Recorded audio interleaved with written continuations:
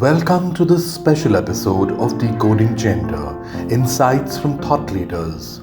Population First is observing the 16 days of activism against gender based violence, a global campaign from November 25th to December 10th, with a 16-part podcast series that delves into the intersection of gender and critical social issues. Since inception in 2005, Population First has focused on challenging the gendered attitudes that devalue girls and women, fuel discrimination, and perpetuate gender based violence. Today, we focus on women in STEM, science, technology, engineering, and mathematics in India. Despite a growing share of female STEM graduates, workforce participation remains low due to societal norms, workplace biases, and limited supportive policies. Cultural barriers often deter women from entering male dominated fields like engineering and technology. Can gender focused initiatives like mentorship programs, scholarships, and equality driven policies break these barriers? Role models like Kalpana Chawla and Tessie Thomas inspire change, highlighting the immense potential women have to drive innovation and contribute to India's STEM sectors. Joining us today to discuss this are two experts, Dr. Sandhya Kaushika, who is with the Department of Biological Sciences at the Tata Institute of Fundamental Research. She is engaged in research in neuroscience and cell biology. With her is Anuradha Mascarenhas, a senior Ladli Awardee journalist who writes extensively on health, research developments in the field of science and environment, and takes a keen interest in covering women's issues. Over to our experts. Thank you so much to Population First for this opportunity. Indeed, as a journalist, I am exposed to so many such people, and it's amazing to kind of see the kind of work that they have been doing in this various kind of domains. So, without taking too much of everybody's time, I directly want to get to Dr. Sandhya and kind of set the tone for a conversation as to understand that where are we today. I mean, we're not in the 80s, we're not in the 90s where girls were like, we never really talked about encouraging women in science. So now when we are talking about it, ma'am, could you tell us, like, what is the sense that you get? I mean, in 80s, 90s, yes, we were trying to kind of um, nobody was really encouraging people, but today there are schemes. So on a positive note, what can we really talk about today? I mean, are girls being encouraged? What is the kind of profile? Everybody is not going to be like really amazing kind of a lot of high funda kind of science that they will be doing. But yes, there are a lot of women. So, ma'am, what do you think about it? I think compared to the 70s to maybe the 90s, certainly there has been significant change. I think there's recognition across society that education is important. Um, and I think people have begun to see how difficult it is to build and develop a career.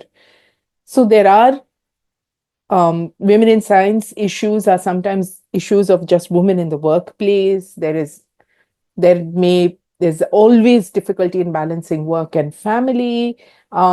And that's where we lose a lot of young people who get trained, especially, say, if you look at biological sciences, there are a lot of women who are trainees. If you look at faculty, there are very few. If you look at physics and math, there are very few even women trainees who come for, say, higher education, like PhDs, not true with master's students. So I think, especially in careers in science, some of the career tracks, by the time you get a job, they have a long training period. And there can be some bias and hostile workplace. There can be lack of informal mentorship and networking, sometimes lack of recognition. But what's very different, I think, from the past is that the issues are being talked about and changes are happening. Changes are happening both at the societal levels where families want young women to succeed, even though what the contours of the success are often vary from family to family. And institutions are making concerted efforts, sometimes pushed by government, but also pushed by younger people who want this to change. So younger faculty members, younger people who are in the workspace will say very loudly no to harassment. No, we need to hire women. No, we need to make sure that they have a good working environment. So I think things are really changing. My view, it should be changing faster and more should be done. But that's probably because I want to see an equal and level playing field for everybody, Absolutely. especially when we Absolutely. want scientific talent to emerge from our Right. populace and be supported. Because we So, don't ma'am, know where the next good idea is going to come from.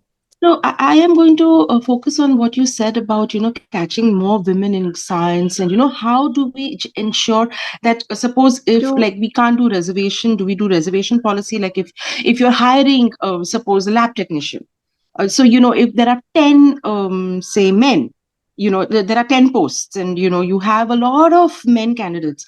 So then, do you again encourage more and more women to apply? I mean, how does the narrative go on? So I the mean, how nuts do you and kind bolts of is always difficult because I think in science you always prize training and you prize merit.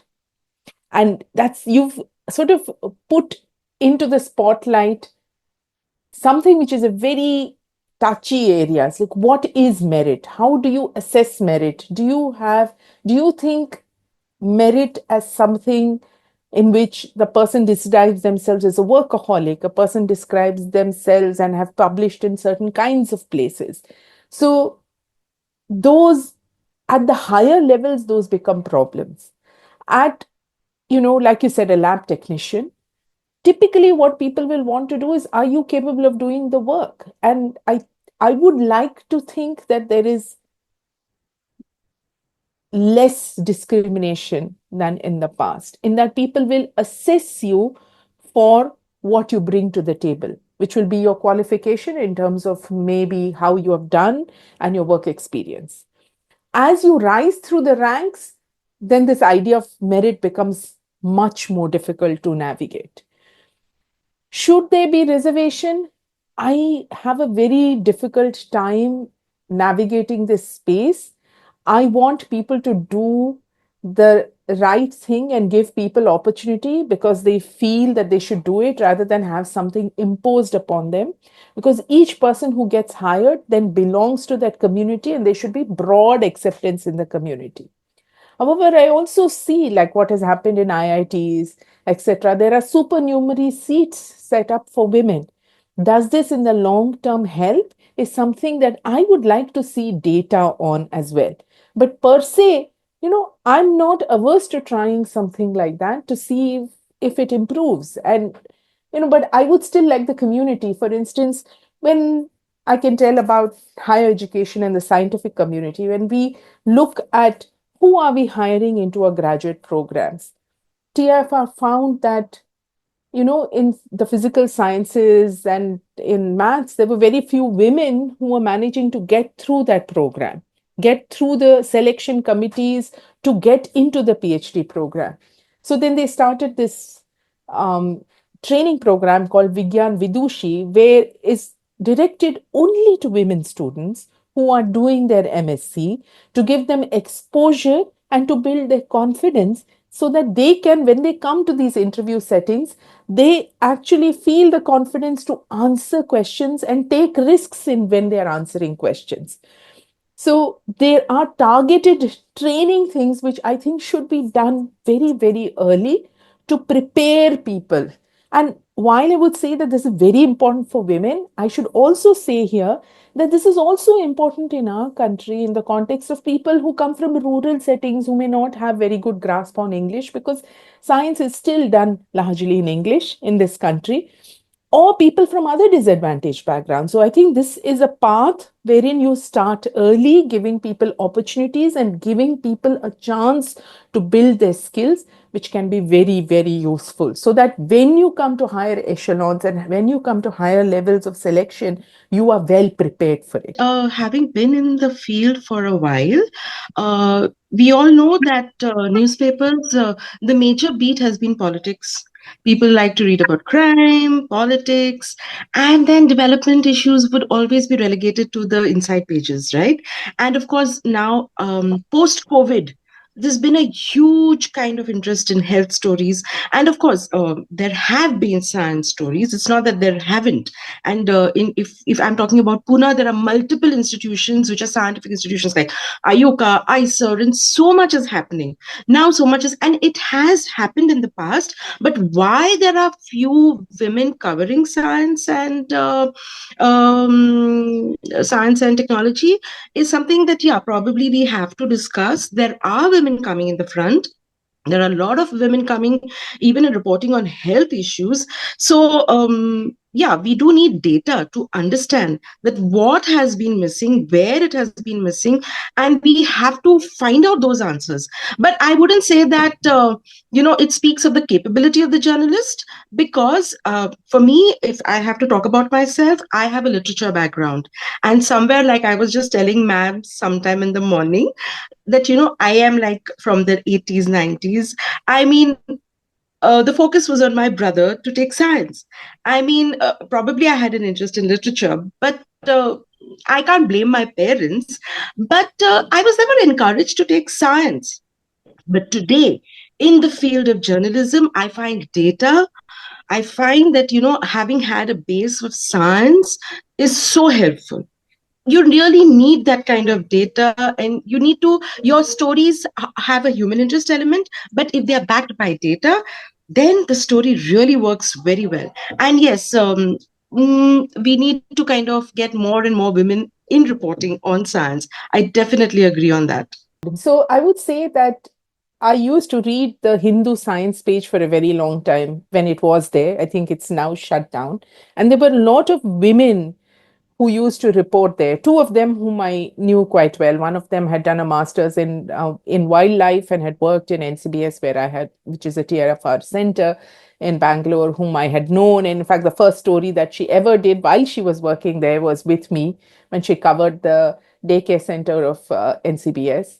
And the other person had done a PhD in physics in IMSC, and she covered one of the studies that we published. So I always see women in that place. My own lab has had students who have gone on to what I would call as science communication careers. One of them worked in Science Gallery Bangalore, and now uh, she's the Brooks International Fellow in the Tate Museum in the UK, and another one sort of heads the entire public outreach and comms office in TFR Hyderabad. So there are students who go there, and there are students who get trained in their PhD if they have exposure, and TFR does a particularly good job of this, who have wanted to pick these as careers. However, there are two things. Journalism, people write fast, very quickly, and they want speed. It's the complete opposite culture in science, where which is you prize being right and speed is not so important. And also, there are journalistic ethics which need to be followed, in that you don't just listen to one person, you have to find other sources to give you an independent view. So, there is a clash in cultures. I personally think there needs to be a marrying between these two cultures. I would love to see newspapers give internships to people who are interested in getting into science writing. And I will tell you, a good fraction of these will be women, because women who come to academics and to get trained, especially as PhD students, etc., they're also very interested, I see, in general. Not that men aren't, but they are interested at the world at large, the place that science occupies in society, the place that the people who do science occupy in society, how these things need to be communicated to the public. There's a lot of interest, but there aren't good training opportunities. And I think we have to look to your community to open doors for our young people irrespective of gender, but also supporting women scientists to come into these fields, to get that polish that they need from the journalistic perspective, so they can start reporting on these stories, and just not health stories, not just science is cool stories, but really what is science, that what does science allow you to do, how do you interact with the world and get information from a set of circumstances, how do you examine your world with a critical eye. Exceptionally important if the society as a whole wants to continue to support science as an endeavor, and for the society itself to be supported by not just findings and technology, but a way of life where you interrogate the world around you and don't just sort of accept everything that comes to you as ye sach hai. True. And, I would like to add one more thing over here is that because of the fellowships and, programs which multiple organizations do offer on specific topics, like the now suppose on gender and violence, like, population first, or even other organizations. So, this also broadens our outlook. And we also, it's an era of specialization. So over the years, even from reporting on politics, women's issues, etc., now we are like slowly coming to a space where we want to go finer details as to why this is happening. And so that explanatory journalism, I come from the Indian Express, so definitely we are very, very on the ball on that. And of course it's credit to my editors for that. But yes, we have now the health vertical, we have the science vertical, so we have a lot of things happening in that space. And so yes, and we do find a lot of women coming up. In fact, today, as of now, as we speak, there are so many women interns in the office. So, and everybody wants to kind of report on those kind of happenings. So it's very different now, the journalism space also. It's very interesting. There is, as I said, what I feel has changed is institutions have recognized that diversity in workforce, of which women are the largest minority in the society, is important, and the kind of stories and the perspectives they bring are very important, and that is even in the idea space for science. But there are two other things while you put in place formal structures at workplace to make sure there's no harassment, there's support, there's mentoring. There are two things which are very important, I feel. One is families, aside from that, and you also need to prepare the other sex for what it means to have an equal workspace, equality in education and opportunities, equality at work, and equality at home. And I think while families do give support often in the training period, when you enter the workplace, the kind of support that is offered is something which is still sort of leavened by pressures of having a family, having children, etc. So I think both So I would that want to ask, space needs Yeah, to improve if I you want to want ask to you have one women thing, man. succeed. In this uh, work-life uh, balance and this kind of space that we are talking about, what really should be done? Do we need more role models in the field of science? How do you really encourage women to come forward and even take, and why women also? Why not men as well? Because they are also working as equally as hard as the women. And these are nuclear families we're talking about. So, I mean, That's what I both said. I are said prepare scientists. boys for equality as well, not just women. I think within science, in the pure scientific ecosystem, I think how you dress, etc., while important, is not a major factor. I think it's not an extremely major factor. Most women who come into to these fields, they dress as they want. I was frankly surprised to see how much play was given to the fact that they wore a sari and were still doing, they were part of ISRO. And that surprised me. But I think that has come from outside science. I think inside science, I'm not saying it's perfect, it's far from perfect, but I would say largely the environment is accepting of whether you wear makeup, whether you don't wear makeup, whether you wear somewhat revealing clothes. Sometimes you may not wear revealing clothes. Because in general, in the academic environment, that is not exceptionally important unless you're a complete outlier. And even outliers have a space. But I agree with you that this is something which should not be part and parcel of any discussion. And I think this is where institutional mandates, societal acceptance within the community they are in, all that is extremely important. I personally feel that this should be part of open discussions in institutions, in laboratories, and with time, attitudes have and will continue to change. This is I prefer to take a positive viewpoint. Is it a major problem? No. But is it a problem which still exists? Yes. So And then, as I should we said, it have has to, you have to prepare the entire population. You can't just say, I'm going to encourage women and then forget that they're going to work in an environment which is mixed and large number of people are there. So you have to prepare both arms, all the genders who are present in your workplace, to have attitudes which facilitate success for everyone who is there. So, I mean, this is a little kind of, it just came to my mind now. So, should we have a dress code? I mean, you have lab attendants wearing lab coats, you have doctors wearing their coats. So, frankly speaking, at the end of the day, is how capable you are, how good you are at your work. And frankly speaking, if you're reasonably dressed, that's fine. I mean, in so in labs like ours, we have no dress code and we have absolutely no lab coat being worn, but there are safety codes which need to be followed, right? For instance, you should not be wearing open-toed footwear in case you spill acid on yourself. So those are typically the things which are enforced, or at least people try to tell you should be enforced in the workplace environments that I have worked in, which is academic research. And I I mean, personally think, um, do we really need to go into dress code? Let's only discuss it where it becomes an issue. Um, right.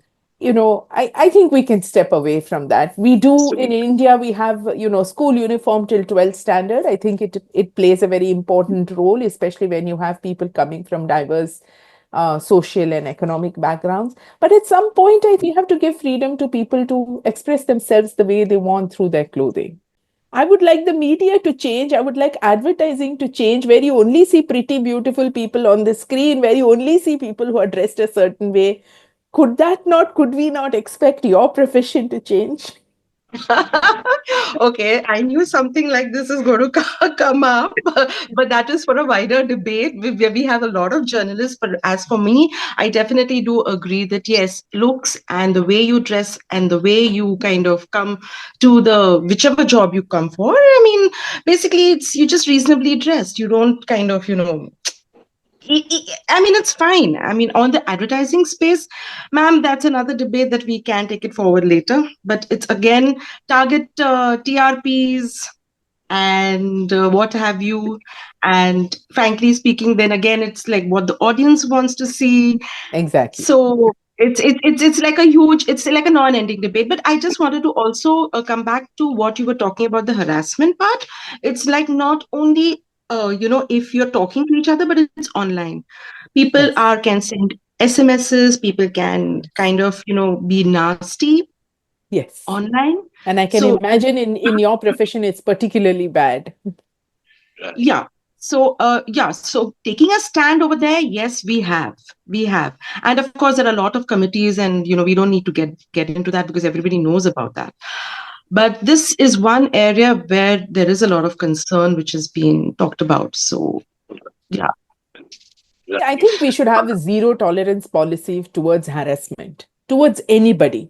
Women, again, will probably receive much more of the harassment, but there should be zero tolerance for harassment in any workplace. I mean, I think increasingly institutions do stand up for it and act on it, but I think I am expecting that in 5 or 10 years that it will be the climate will be much improved from where it is now. Although I do think the climate has improved from, say, 20 years ago. But I think in this regard, more needs to be done. But there are other, even if you don't have harassment, I would say that even if you get data, the statistics sometimes do not fully reflect the difficulties of a career path. A lot of focus is on the entry into the profession, but growth in the profession also matters, which is why I said, how you think about merit matters hugely. If you define merit in a very narrow manner, there are only certain people who will succeed in the profession. And that often will depend on what kind of circle you are able to set up around yourself. And minorities of all kinds, underrepresented minorities of all kinds, of which women are very large, are often shut out of these circles. And then it becomes an exercise in box ticking, which is inappropriate. I want us to make sure that people succeed and have the room to succeed, to develop their career as they think fit, to bring it to a state of what they are happy with.